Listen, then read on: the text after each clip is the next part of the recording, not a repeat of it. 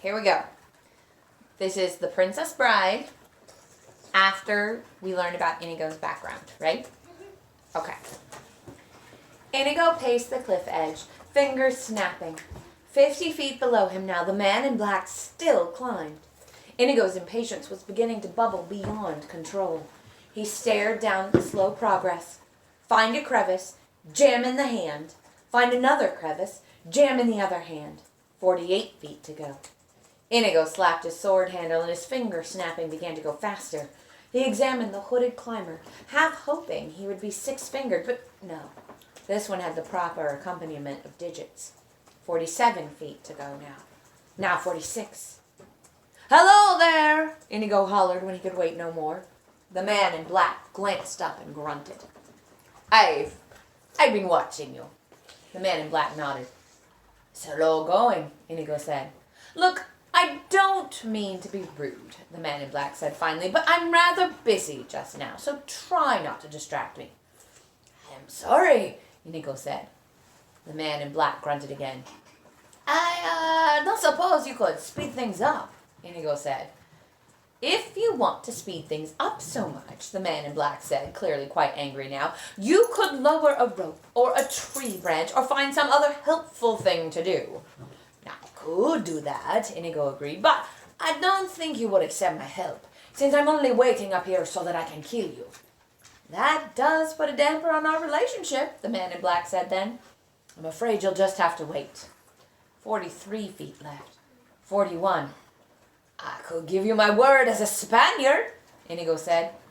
"No good," the man in black replied. "I've known too many Spaniards." "I'm going crazy up here," Inigo said. "Anytime you want to change places, I'd be too happy to accept." 39 feet. And resting.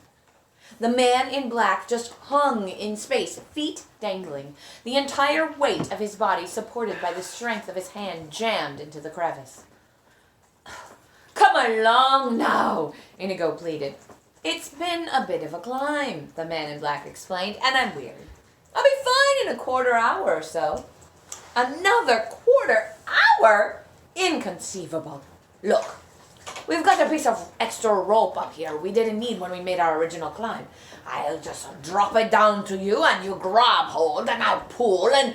"No good," the man in black repeated. "You might pull, but then again you also just might let go, which, since you're in a hurry to kill me, would certainly do the job quickly."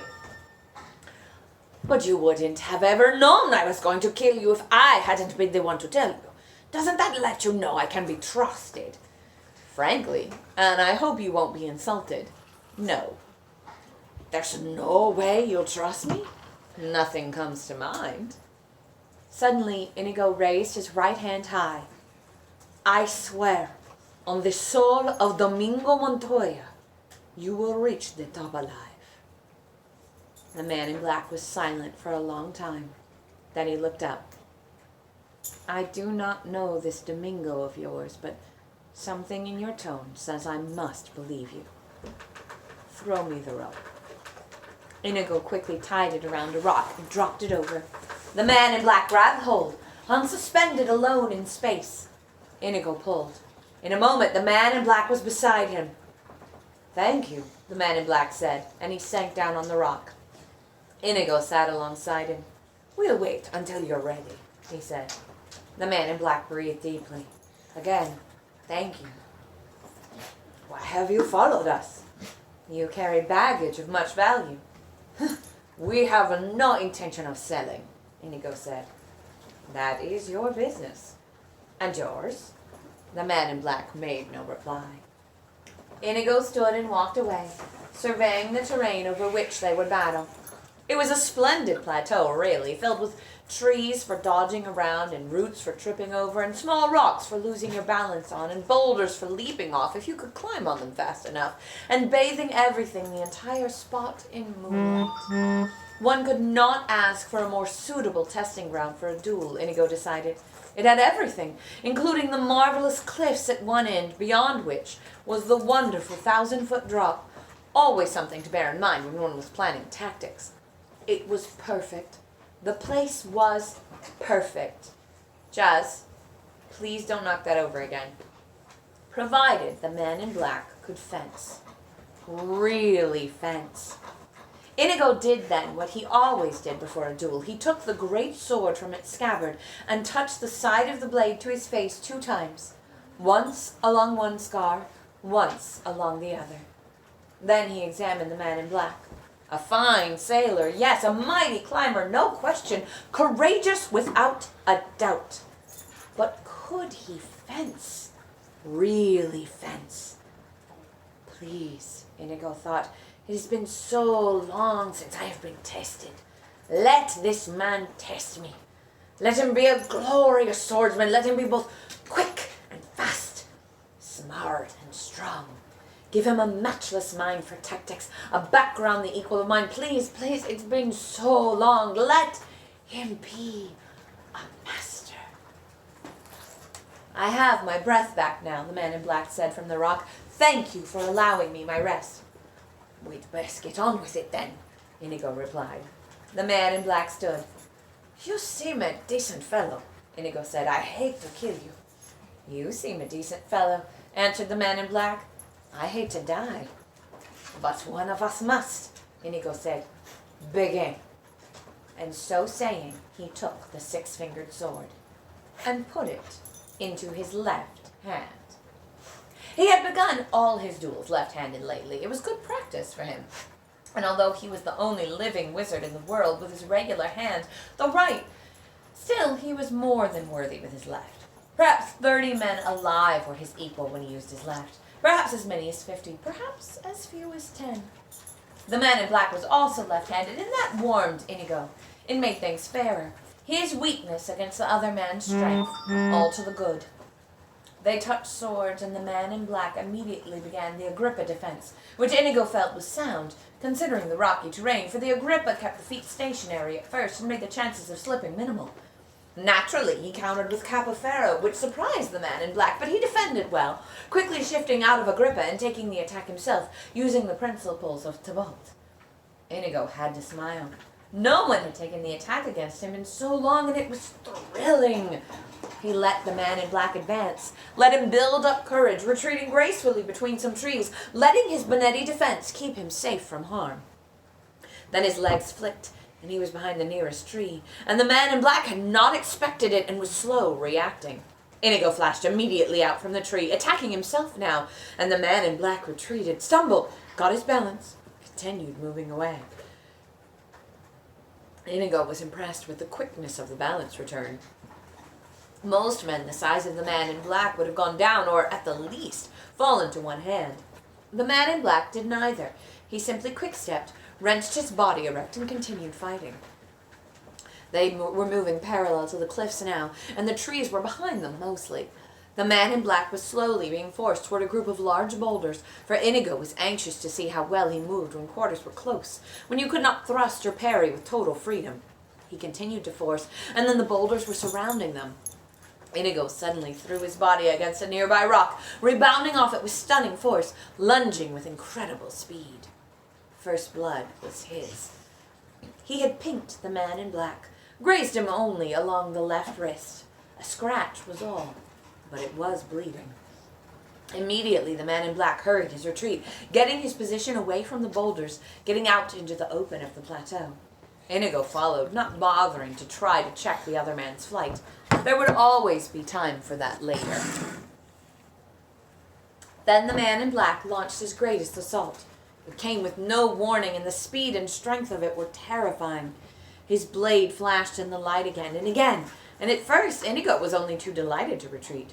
He was not entirely familiar with the style of the attack. It was mostly McBone, but there were snatches of Capoferro thrown in, and he continued moving backward while he concentrated on the enemy, figuring the best way to stop the assault. Okay. The man in black kept advancing, and Inigo was aware that behind him now he was coming closer and closer to the edge of the cliffs, but that could not have concerned him less. The important thing was to outthink the enemy, find his weakness, let him have his moment of exultation. Suddenly, as the cliffs came ever nearer, Inigo realized the fault in the attack that was flashing at him. A simple Tybalt maneuver would destroy it entirely, but he didn't want to give it away so soon. Let the other man have the triumph a moment longer. Life allowed so few. The cliffs were very close behind him now. Inigo continued to retreat. The man in black continued advancing. And then Inigo countered with the tybalt. And the man in black blocked it. He blocked it. Inigo repeated the tybalt move, and again it didn't work. He switched to Capoferro. He tried Bonetti. He went to Fabri. In desperation, he began a move used only twice by Sassan. Nothing worked. The man in black kept attacking. And the cliffs were almost there. Inigo never panicked, never came close. But he decided some things very quickly because there was no time for long consultations. And what he decided was that although the man in black was slow in reacting to moves behind trees and not much good at all amidst boulders, when movement was restricted, yet out in the open, where there was space, he was a terror. A left-handed black-masked terror.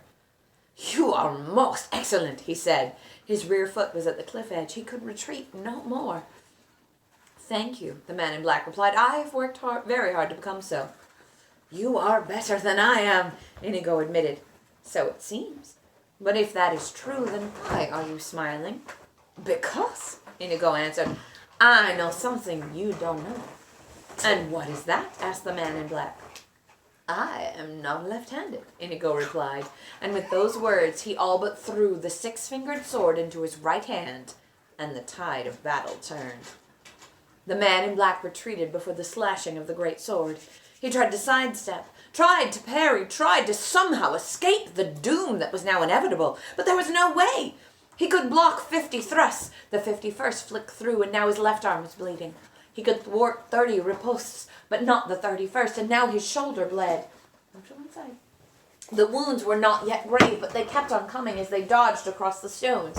And then the man in black found himself amidst the trees, and that was bad for him, so he all but fled before Inigo's onslaught. And then he was in the open again, but Inigo kept coming. Nothing could stop him, and then the man in black was back among the boulders, and that was even worse for him than the trees. And he shouted out in frustration and practically ran to where there was open space again. But there was no dealing with the wizard, and slowly, again, the deadly cliffs became a factor in the fight. Only now it was the man in black who was being forced to doom. He was brave, and he was strong, and the cuts did not make him beg for mercy, and he showed no fear behind his mask. "You are amazing!" he cried, as Inigo increased the already blinding speed of the blade. "Thank you. It has not come without effort." The death moment was at hand now. Again and again, Inigo thrust forward, and again, the man in black managed to ward off the attacks, but each time it was harder, and the strength in Inigo's wrist was endless, and he only thrust the more fiercely, and soon the man in black grew weak. "You cannot tell it," he said then, "because I wear a cape and mask, but I am smiling now." "Why?" "Because I am not left-handed either," said the man in black. And he too switched hands. And now the battle was finally joined. And Inigo began to retreat. "Who are you?" he screamed. "No one of import. Another lover of the blade." "I must know." "Get used to disappointment." They flashed along the open plateau now, and the blades were both invisible, but the earth trembled, and the sky shook, and Inigo was losing. He tried to make for the trees, but the man in black would have none of it. He tried retreating to the boulders, but that was denied him too. And in the open, unthinkable as it was, the man in black was superior. Not much, but in a multitude of tiny ways, he was of a slightly higher quality. A hair quicker, a fraction stronger, a speck faster, not really much at all. But it was enough. They met in Center Plateau for the final assault. Neither man conceded anything. The sound of metal clashing metal rose. A final burst of energy flew through Inigo's veins, and he made every attempt, tried every trick, used every hour of every day of his years of experience. But he was blocked by the man in black. He was shackled by the man in black. He was baffled, thwarted, muzzled, beaten by the man in black. A final flick, and the great six-fingered sword went flying from his hand. Inigo stood there helpless. Then he dropped to his knees, bowed his head, and closed his eyes. "Do it quickly," he said. "May my hands fall from my wrists before I kill an artist like yourself," said the man in black. "I would as soon destroy Da Vinci. However," and here he clubbed Inigo's head with the butt of his sword, "since I can't have you following me either, please understand that I hold you in the highest respect." He struck one more time, and the Spaniard fell unconscious. The man in black quickly tied Inigo's hands around the tree and left him there, for the moment, sleeping and helpless. Then he sheathed his sword, picked up the Sicilian's trail, and raced into the night. "He has beaten Inigo," the Turk said, not quite sure he wanted to believe it, but positive that the news was sad. He liked Inigo. Inigo was the only one who wouldn't laugh when Fezzik asked him to play rhymes. They were hurrying along a mountainous path on the way to the Guilder frontier. The path was narrow and strewn with rocks like cannonballs, so the Sicilian had a terrible time keeping up. Fezzik carried Buttercup lightly on his shoulders. She was still tied hand and foot. "I didn't hear you. Say it again," the Sicilian called out, so Fezzik waited for the hunchback to catch up to him. "See?" Fezzik pointed then. Far down at the very bottom of the mountain path, the man in black could be seen running. "Inigo is beaten." "Inconceivable!" exploded the Sicilian. Fezzik never dared disagree with the hunchback. "I'm so stupid," Fezzik nodded. "Inigo has not lost to the man in black. He has defeated him. And to prove it, he's put on all the man in black's clothes, and mask, and hoods, and boots, and gained 80 pounds. The Sicilian squinted down toward the running figure. "Fool," he hurled at the Turk. "After all these years, can't you tell Inigo when you see him? That isn't Inigo." "I'll never learn," the Turk agreed. "If there's ever a question about anything, you can always count on me to get it wrong." "Inigo must have slipped or been tricked or otherwise unfairly beaten. That's the only conceivable explanation." Conceivable, believable, the giant thought. Only he didn't dare say it out loud. Not to the Sicilian. He might have whispered it to Inigo late at night, but that was before Inigo was dead. He also might have whispered heavable, thievable, weavable, but that was as far as he got before the Sicilian started talking again, and that always meant he had to pay very strict attention. Nothing angered the hunchback as quickly as catching Fezzik thinking. Since he barely imagined someone like Fezzik capable of thought, he never asked what was on his mind because he couldn't have cared less. If he had found out Fezzik was making rhymes, he would have laughed and then found new ways to make Fezzik suffer. "Untie her feet," the Sicilian commanded. Fezzik put the princess down and ripped the ropes apart that bound her legs. Then he rubbed her ankles so she could walk. The Sicilian grabbed her immediately and yanked her away. "Catch up with us quickly," the Sicilian said.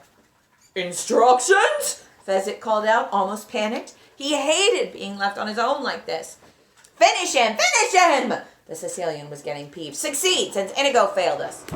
"But I can't fence. I don't know how to fence." "Your way." The Sicilian could barely contain himself now. "Oh, yes, good. My way. Thank you, Vizzini," Fezzik said to the hunchback. Then, summoning all his courage, "I need a hint."